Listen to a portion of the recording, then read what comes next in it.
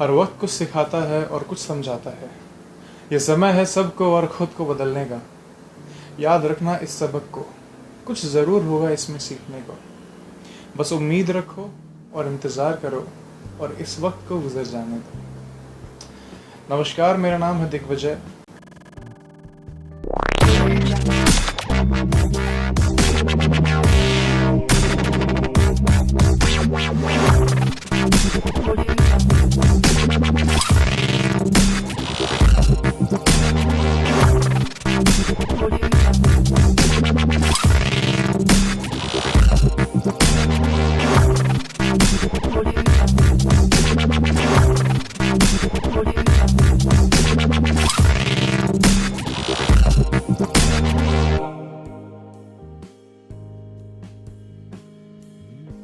और आज हम बात करेंगे इस मंथ की फिटनेस इंडस्ट्री से जुड़ी कुछ बड़ी खबरों के बारे में, जिसने बहुत बड़ा शॉक दिया है फिटनेस एंटरप्रेन्योर्स, बिजनेसमैन और उससे जुड़े कई लोगों को।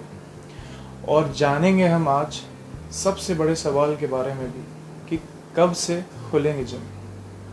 तो शुरुआत करते हैं बड़े ब्रांड्स की खबर से।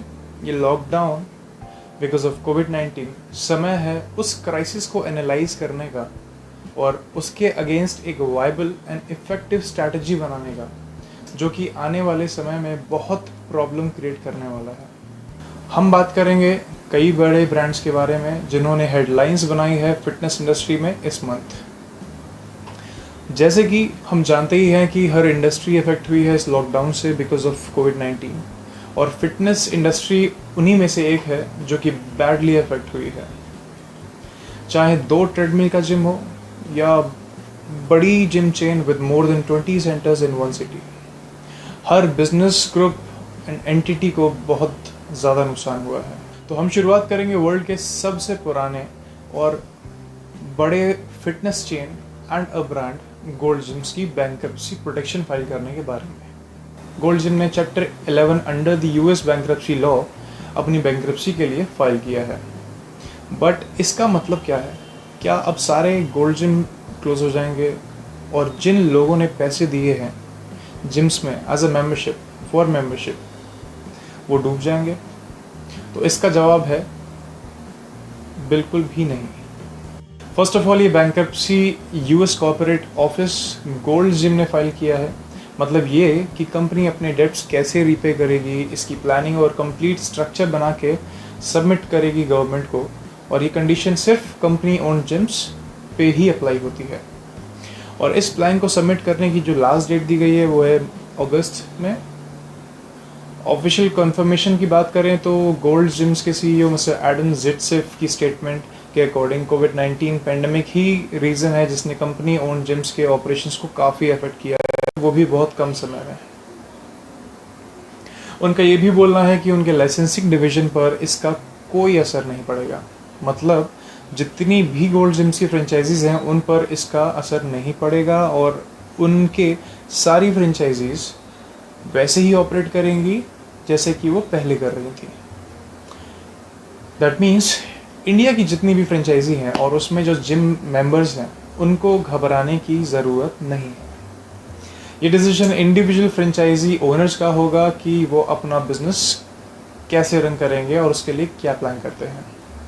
और अगर आप में से किसी ने भी गोल्ड जिम्स इंडिया की किसी भी फ्रेंचाइजी में मेंबरशिप ली हुई है तो ज़रूर अपने थॉट्स कमेंट।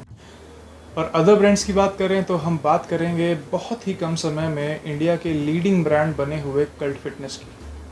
रिसेंटली इन्होंने मीडिया को इन्फॉर्म करके बताया है कि उन्होंने अपने हंड्रेड्स ऑफ एम्प्लॉयज़ को टर्मिनेट कर दिया है, और उसके साथ ही उनके क्लाउड किचन्स जो कि ईट फिट के नाम से ऑपरेट होते हैं चंडीगढ़, अहमदाबाद, वडोदरा, जयपुर जैसी सिटीज़ में, उनको भी सेल कर दिया है। इस डिसीजन को अपोज करने के लिए एम्प्लॉयज़ का गुस्सा भी सोशल मीडिया पे देखा गया है।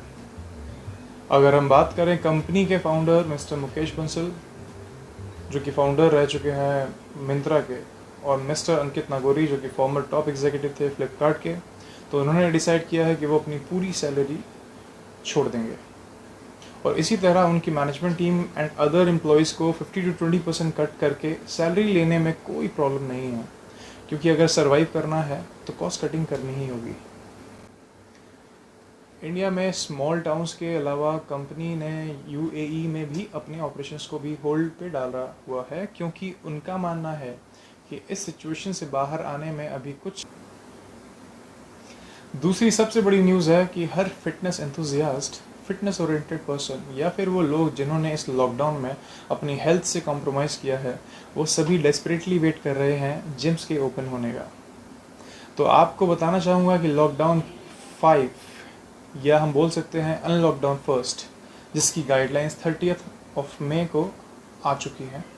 इन गाइडलाइंस के अकॉर्डिंग 8 जून से mall, hotels and restaurant open होने वाले हैं, बट जिम्स ओपन नहीं होंगे। थोड़ा अनएक्सपेक्टेड न्यूज़ है, क्योंकि जब रेस्टोरेंट, होटल्स एंड मॉल्स जैसी चीज़ें खुल सकती हैं तो जिम्स क्यों नहीं। इनफैक्ट मेरा भी यही सोचना था, बट प्रैक्टिकली बात करें तो area, footfall and density wise जो प्रोबेबिलिटी है वायरस स्प्रेड होने की, वो बहुत ज़्यादा है भीड़ भाड़ वाली जगहों पे। लोगों की के नंबर्स इंक्रीज़ हो रहे हैं, बहुत मुश्किल होगा गवर्नमेंट के लिए ऐसा कोई डिसीजन ले पाना। डिफरेंट स्टेट्स और उसमें नंबर ऑफ केसेस की तो जैसे रेस स्टार्ट हो गई हो। ऐसे में आप क्या उम्मीद करते हैं, चाहे वो फिटनेस हो या कोई और सेगमेंट, क्या फ्यूचर देखते हैं आप आने वाले 3 से 6 महीनों में? क्या ये डिसीजन सही लिया गया, या अब हम एज एन इंडिविजुअल, स्टेट और सेंट्रल गवर्नमेंट फेड अप हो चुके हैं और नहीं रह सकते इस लॉकडाउन में अपने घरों में? मेरा मानना है कि इसको थोड़ा और होल्ड करना चाहिए था। लॉकडाउन 3rd एंड 4th को जून से पहले या फिर केसेस में ड्रॉप दिखने से पहले लागू नहीं करना चाहिए था। आपकी क्या राय है या सजेशन है इस बारे में, प्लीज़ शेयर कीजिए कमेंट। इस पर detailed report and next possible gym opening date के साथ मैं एक और वीडियो बनाऊंगा अलग से वेरी सून, जिसमें क्या गाइडलाइंस हमें इंडिविजुअल लेवल पे फॉलो करनी होंगी, जिससे कि हमारे जिम्स में वायरस स्प्रेड ना हो और ना ही हमारे मेंबर्स उससे इन्फेक्ट हो सकें। और अगर आप फिटनेस इंडस्ट्री से जुड़े किसी भी टॉपिक पे कोई भी वीडियो चाहते हैं तो प्लीज़ नीचे दिए हुए कमेंट बॉक्स में वो शेयर कर सकते हैं।